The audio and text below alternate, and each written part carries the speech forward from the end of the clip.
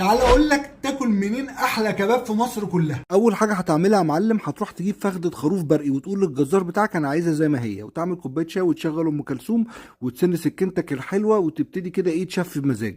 العظمه اللي انا بشيلها دي يا معلم اسمها الصدفه، ودي اول حاجه بتشيلها في الفخده. بعد ما تشيلها بتروح جاي بقى هوب مدي واحده كده في نص الركبه عشان ايه تطلع الموزه. ودي بقى الموزه يا معلم اللي تتعمل احلى طواجن. بعد كده تبتدي واحده واحده تطلع العظمه اللي في النص دي، بيسموها المدفونه، وبيسموها مدفونه عشان بتبقى مدفونه في نص الفخده زي ما انت شايف كده.